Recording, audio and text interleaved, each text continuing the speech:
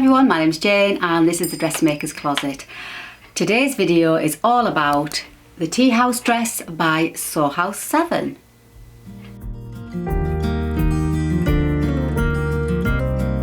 So today's video is all about what's on Mabel the Mannequin.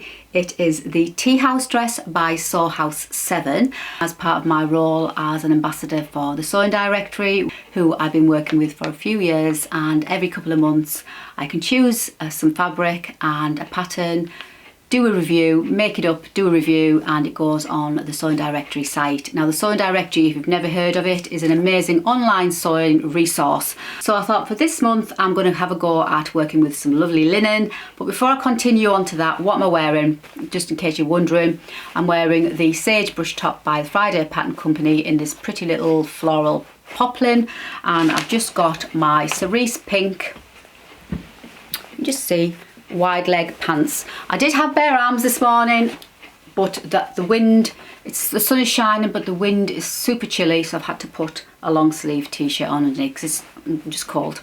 And also thank you so much for all your gorgeous, lovely, thoughtful comments on my last vlog where I was explaining where I'd been for quite a while, been absent, missing in action, shall we say. And thank you so much for all your lovely comments. You're so thoughtful and caring. And John's doing okay. He says thank you so much for all your kind comments. He loves it when I tell him that you've been asking after him. And my garden, before I go, I know, digressing again. I love chatting to you and I'm sure you don't mind. My garden, oh, so excited. Oh, it's 95% finished and my goodness, it is going to be stunning. It is stunning.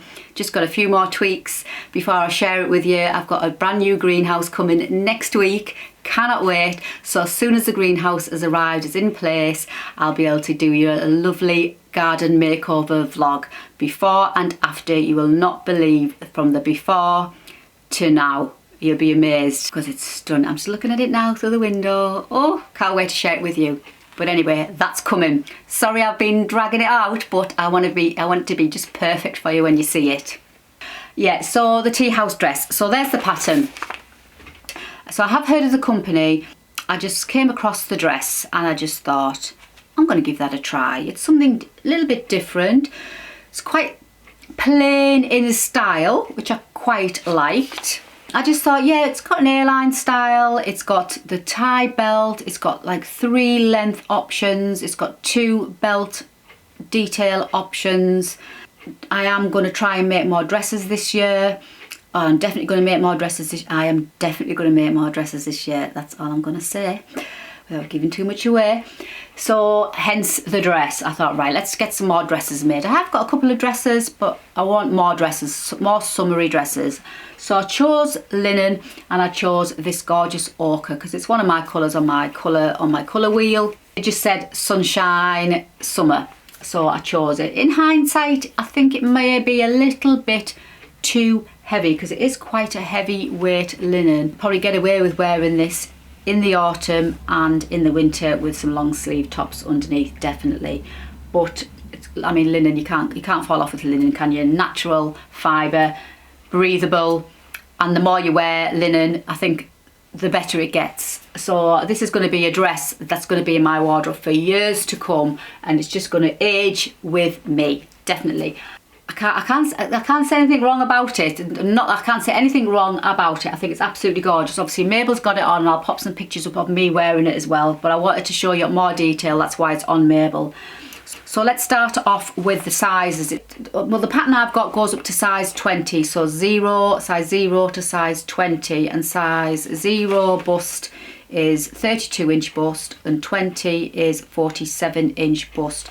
Now I'm normally a size 12, 38 bust, 30 waist, 39 hips. Did the size 10 and I could quite easily have got away with a size 8. It is quite roomy, but because you've got the belt brings it in, so it doesn't look roomy on me, but I could quite easily have got away with a size 8.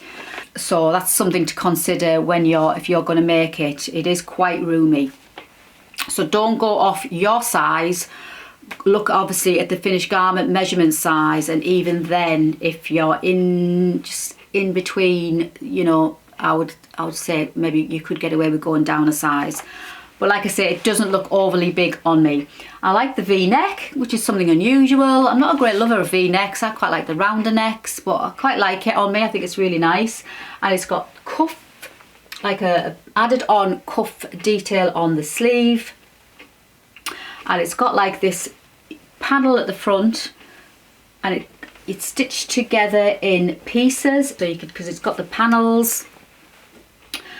at the side, then you've got this yoke there, and then you've got a panel at the front, another panel at the side, and if I turn Mabel around, the back is cut on the fold, but there's a cute little box pleat at the back, which I think gives a little bit of detail, and then you've got this yoke at the back, and I've top stitched everything. You didn't have to, but I thought I'd top stitch it. Let me just turn Mabel back around. And again, top stitched all the way down that panel, and then you've got these really lovely angled, big, large, deep pockets. And I chose the wide belt option. There's two belt options, the wide belt option or like a tiny little thin strap belt with a casing at the back. So I'll show you the pattern layout just so you can see. So it's in sections, so you've got the back on the fold, and you've got 3 sections that form the front. So you've got the yoke part cut on the fold, and then you've got that section there cut on the fold, and then you've got 2 longer side pieces, and obviously stitched all together. I wouldn't say this was a pattern if you're a beginner sewer. I mean, give it a try, you've got to start somewhere, but I do think the instructions could have been written a little bit better. For example, if you were brand new to sewing, it may confuse you. When it says print the pages off for the particular styles that you're going to choose, it may say if you're going to do the top, print pages 1 to 3, 5 to 8. Page numbers on the printer, so page 1 on the printer, but because the pattern pieces start at number 3, I just thought, well, where's page 1? But page 1 is page 1 on the printer, whereas it starts at number 3. I think it should have started at number 1, and then, you know, I think it should have been numbered a little bit better. So that was one thing. And then it tells you to cut out, you know, both the belts. Well, it should tell you you don't need to cut both the belts out if you're only going to do the one, you know, choose your belt and sew that. So choose your belt and cut that one out. It doesn't say for option large belt, cut this piece, for option thin belt, cut this piece. It just says cut out your pieces. So because obviously I knew I only wanted the one belt, I only cut the one belt out. But if you were new, you would just cut them all out, and then you'd be left with pieces that you didn't need. Give it a try if you're feeling confident. And I always say, read the instructions a couple of times before you even cut anything out. As I say, I went for the broad belt. Now you can I just love the way it just brings in the waistline. I think it's so pretty. So you could just tie it at the back.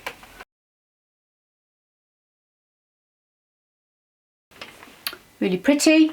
Or, like I prefer,